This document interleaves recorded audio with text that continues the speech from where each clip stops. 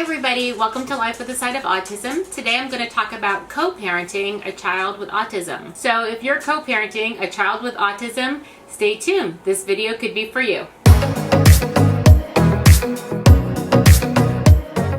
So today I wanted to talk about co-parenting a child with autism. I definitely have been in that situation. I still am in that situation. I guess I'll always be in that situation. But I am divorced from Bradley's father. And so, it's hard enough co-parenting typical children. It's a whole extra level of complexity, I think, when you're co-parenting a child with special needs, because everything has to be coordinated. And so I've just seen it a lot recently, just in my professional life at Little Star. But long time ago, when Bradley was in elementary school, and he's 29 now, so that was a long time ago, my ex-husband and I, who were not married at the time, in fact, he was remarried, we walked out of an IEP meeting and somebody said, "What? You guys are divorced?" And I'm like, yeah, he's already remarried. And they were really surprised to hear that, because, we just could go to an IEP meeting and agree on stuff and coexist. And so they were really surprised, and they said, wow, we didn't realize that you guys were divorced because you got along so well. So I've seen that just like in the past couple years at, Little Star where I work, that will have parents who are going through a divorce or divorced. And even at, when I was executive director of a school in Massachusetts, parents that were never married, but they weren't a couple anymore. And that there was just so much tension between them that they could not participate in a meeting together. We had to have 2 meetings, or we couldn't have them on the same email. And I just want to say that you need to stop that.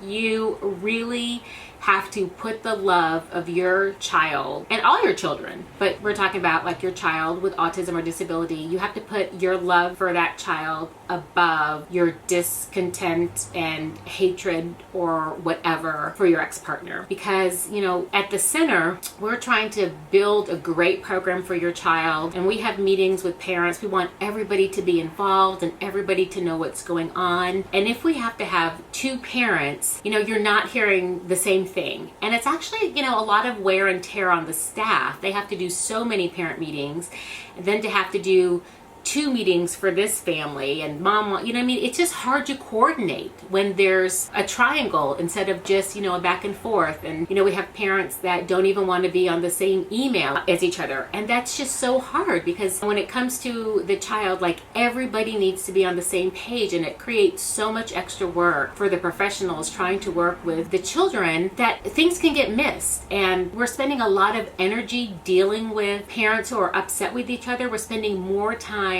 sometimes refereeing the parents than we are, and we're not really spending, but we're just spending a lot of energy. And so it just doesn't have to be that way. So I just want to give, parents, like, if you could just really think about that, just say, you know what, I'm going to put aside my feelings for my ex-husband or my ex-wife or the mother or father of my child, and we're going to, just partner on this one thing. So I think that's really important. We have had situations where one parent will say something negative about the other parent to our therapy staff. It's just uncomfortable when you're talking to, Mrs. Smith, and she starts bashing Mr. Smith. I mean, I would ask that you think about that and not put your staff in that situation. Again, take the high road. We've also had several instances, at least 5 that I can think of off the top of my head, where things got so messy with the parents that we at Little Star had to get a lawyer to come in and help us figure out who could pick up the child and who had this custody and visits and this and that. And it costs us money. And so I get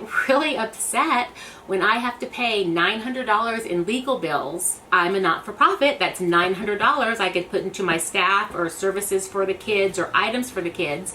But I can't tell you how many thousands of dollars we've spent on legal bills, because we have to bring a lawyer in to say, like, okay, will you look at the divorce decree? Who's in charge? Who can pick the parent up? Can this parent say this parent can't do that? And I don't want to do that. Like, I don't want to spend my money on that, but I have to, and it sucks up my time, little star's resources, everybody's time. And again, it's just not the best for your child. And it just, makes things uncomfortable. So you are going to be, I think like most parents, when they go through a divorce, they're kind of tethered to that other person, maybe to the child's 18, but you're always going to have some kind of tethering because you're both always going to be that child's parent. You're going to co-grandparent someday. I mean, my ex-husband and I, we get along fine. He lives in another state. He's remarried, but we talk about Brad, our son with autism, and we have a grandson now, and we talk about our other child who doesn't have autism, and so we always have to have some kind of civility. We have a grandchild in common, and we'll share pictures of when I'm with him or when he's with him, but it just made life easier just to say it's hard enough